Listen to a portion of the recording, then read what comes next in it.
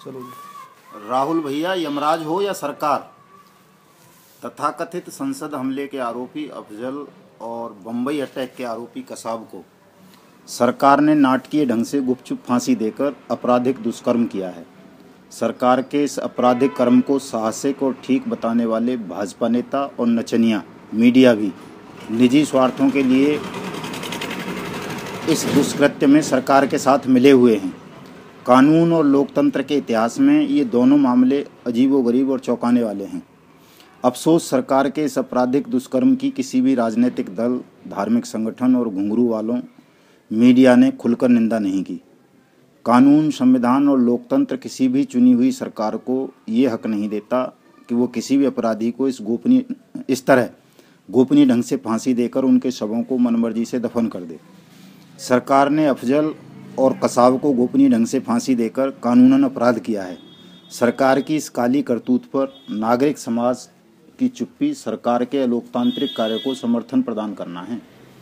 अफजल की फांसी को गोपनीय रखने के पीछे जो तर्क सरकार दे रही है वह पूरी मुस्लिम कौम की राष्ट्रभक्ति पर संदेह करने जैसा है। राज्य का प्रथम कर्तव्य जनता, कानून और सत्य की रक्षा करना होता है। हमारी वर्तमान सरकारें खुद ही कानून, सत्य, न्याय और जनता की हत्या कर रही हैं। जो सरकारें कानून व्यवस्था बनाए नहीं रख सकती, उन्हें सत्ता में बने रहने का कोई हक नहीं है। भला भारत में ऐसा कौन होगा जो खतरनाक आतंकवादियों को फांसी के फंदे पर झूलते हुए नहीं देखना चाहेगा। सरकार ने अज्ञात भय की वजह से या अपनी नाकामी को छुपाने के लिए अफजल और कसाब को चोरी चोरी चुपके चुपके फांसी पर चढ़ा दिया। जनता की नीयत और राष्ट्रभक्ति पर संदेह करने वाली राजनीतिक पार्टियां भारतीय समाज को बांटे रखना चाहती हैं। जो सरकारें देशद्रोही आतंकवादियों को खुलेआम फांसी पर नहीं लटका सकती, वो सामान्य अपराधियों को सजा देने पर कितनी गंभीर होंगी, इसका अंदाज़ा आप बखूबी लगा सकते हैं। अफजल सीधे सीधे तथाकथित संसद हमले में शामिल नहीं था। संसद पर हमला करने वाले आतंकवादी कैसे थे, कौन थे, उन्होंने कितनी गोलियां चलाई थीं, इसका कोई ठोस प्रमाण अभी तक देश जनता को उपलब्ध नहीं कराया गया है। कोई स्वतंत्र चश्मदीद गवाह भी ऐसा नहीं है जिस पर यकीन किया जा सके कि वो सच बोल रहा है। हमारा कानून सरकारी कर्मचारियों की गवाही को खास तवज्जो नहीं देता। अफजल ने ट्रायल के दौरान अपने बचाव में सीआरपीसी बयान के तहत क्या कहा, ये भी आज तक एक रहस्य है। संसद पर वाकई कोई आतंकवादी हमला हुआ था, इसकी स्वतंत्र जांच कराने की ज़रूरत थी, जो सरकार ने नहीं कराई। केवल नरेंद्र मोदी जैसे धर्मांध लोगों के दबाव में आकर अफजल को फांसी चढ़ा देना, वो भी रहस्यमय तरीके से, सरकार की नीयत पर शक पैदा करता है। यदि सरकार और विपक्ष वाकई पाक साफ हैं तो राजीव गांधी और बेअंत सिंह की खुलेआम हत्या कर देने वाले खतरनाक आतंकवादी अभी तक जिंदा क्यों हैं? संसद हमले का कोई चश्मदीद गवाह जनता का आदमी नहीं है। राजीव व बेअंत की हत्याओं के हजारों चश्मदीद हैं और हजारों ठोस प्रमाण। राजीव और बेअंत की हत्याएं संसद हमले से बहुत पहले हो चुकी थीं। लंबे अरसे के बाद भी सरकार इन आतंकवादियों को फांसी चढ़ाने का साहस नहीं जुटा पा रही।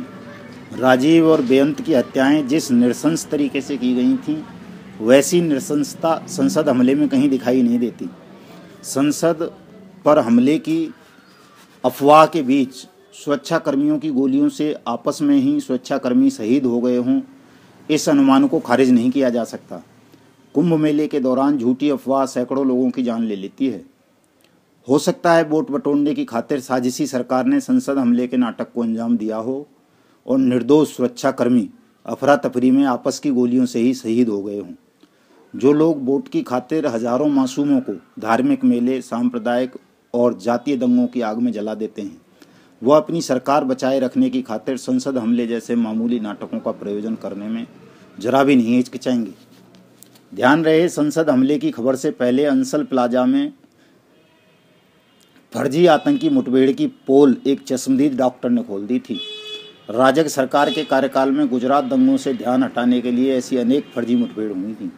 अपनी अल्पमत सरकार को बचाए रखने के लिए आडवाणी ने संसद हमले का ड्रामा रचा हो तो कोई बड़ी बात नहीं है।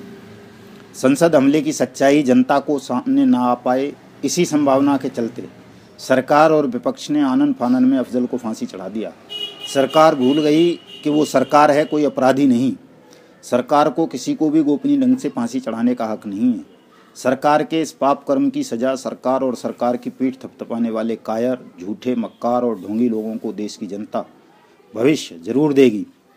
राष्ट्रपति जी, आप सरकार हैं, अडवाणी जी के यमराज नहीं, जो चुपके से आकर किसी के भी प्राण हरण कर लेंगे।